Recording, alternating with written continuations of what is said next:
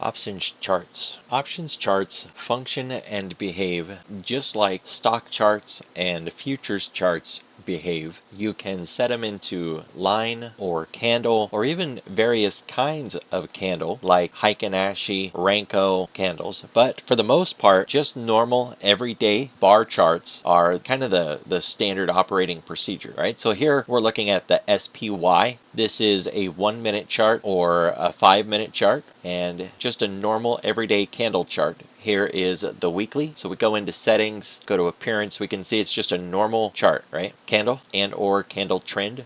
When it comes to an options chart, rather than charting the underlying, the SPY, we want to look at a particular option within the SPY options chain and chart that out instead. It would still be a candle chart, however. So one of the first things that you have to get familiar with is reading how an option is written out. Here we can see on SPY, we could just look for the SPY. But when we're looking at an option that we have charted, it has a little bit of a format to it that you have to get familiar with. The first part, of course, is the underlying market. This is the SPY, or the year. So this is 2023. Then we have the month, it's December, and then we have the date. It's going to expire on the 22nd. It also then shows call 472. So what I've charted here is the December 22nd, 2023 472 call option. That's a lot. That's a mouthful. Let's take a picture of that and zoom in just a little bit so that we can read that perhaps a little better. All right, so again, same thing. We've got the SPY, the year 2023, the month December, the date that it's going to expire on the 22nd. It is got a C here for calls, and then it's the 472 strike. And that's how we know what we're looking at when we're charting these things. Various brokers will offer you different approaches to how to accomplish this, but on Thinkorswim, one thing that we can do is we can just right click on the strike that we want, and we can tell it to send it to a particular thing. My chart here is yellow, so I can tell this send it to yellow, and now we can see that put that I just looked at. I sent it over here. We've got the 472 put expiring December 22nd, 2023. Now this is a candle chart of that put. I'm looking at it on a daily time frame, and we can see how many days has this put been around. Not for very many. It was written on the 6th, and it kind of faded since then. Now, to be fair, we have had a considerable move with FOMC and everything else, but when you chart out an option, you get a lot of information that you just can't see from the options chain. One of the things that we can see immediately is how long it's been alive and what it has done through the life of that option. Whereas when I'm looking at the options chain, I have no idea how long this thing has been around. We can see the open interest down below. It has 2100 open interest. Now that we could see from the options chain. But we can also see the volume from a couple of days ago. And in the options chain, what we can see is open interest, but not volume from previous days. So it's really helpful to kind of get an idea of, hey, what am I trading here? How new is it? And what has it been doing since it's came into existence? Once we're done with the daily chart, however, we want to start thinking about why we would even chart an option. When swing traders are looking at options, we tend to just stay on the options chain because the information that we need is mostly all provided right there. But when you're day trading an option, how that option's price is moving is going to be very beneficial to you. Understanding that there's momentum and trend within the options price itself, just like there's momentum and trend within the stock price. And as price moves, it can hit resistance, it can find support, it can make gaps and have parabolic moves.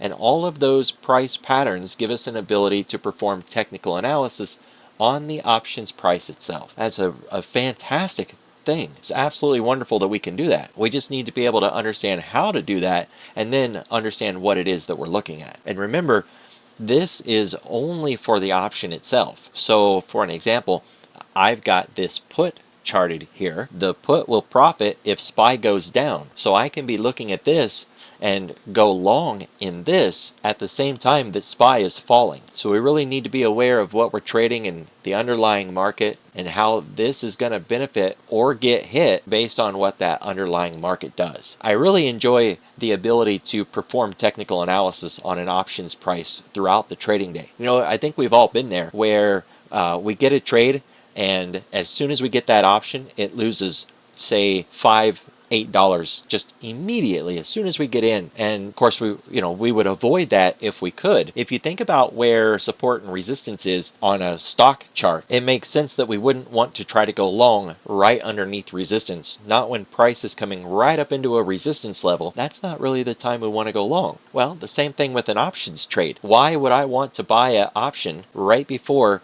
price hits resistance? Right? But if we are not charting out that options price, then we wouldn't know that it's at resistance. We wouldn't know how much momentum is there. If there's any trend at all, is the trend pulling back? Is it a good time to get in? Did we just break out?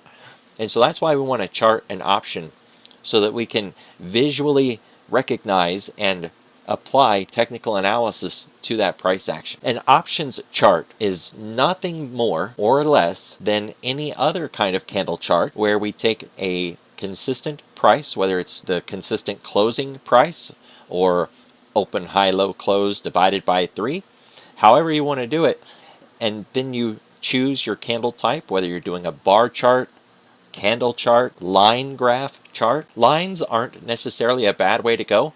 Or if you're using the sidebar like I am, oftentimes I like to put it into an area. That way, if I'm kind of scrunched up on the chart like this, I can still see what's going on with price, and I don't have to squint at it so much.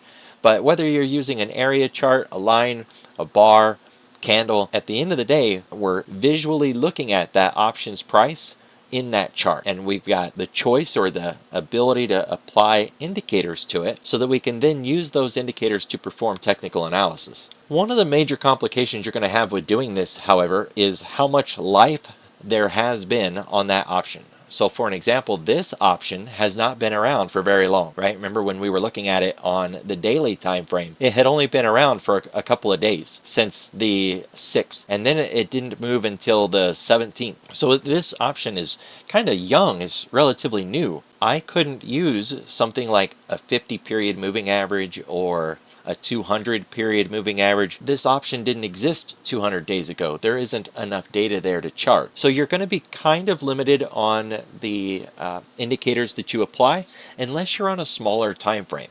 Right? So if we take this same thing and we put it back down to a 5-minute chart, now I've got enough candles that I could do something like look at, say, a 200 period 5-minute moving average or a 50 period moving average, because I've got enough candles now to actually do that.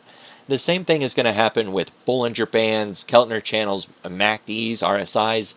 It's limited by your look back period. So kind of keep that in mind. To be fair though, most options charts that you're going to look at, you're really going to want to stay on the intraday charts. It's good to go to the daily first just to see that open interest and kind of get an idea of the total volume of that contract. But after that, you want to take it down into the intraday, because what we're really focused on when it comes to charting options is how that options price has changed from day to day. The rate of change within the option itself. Where's the momentum and trend? Where's support and resistance? Are there any gaps? And how's it behaving? Is it parabolic? Is it continuing to fade? That's what we want to see in the option.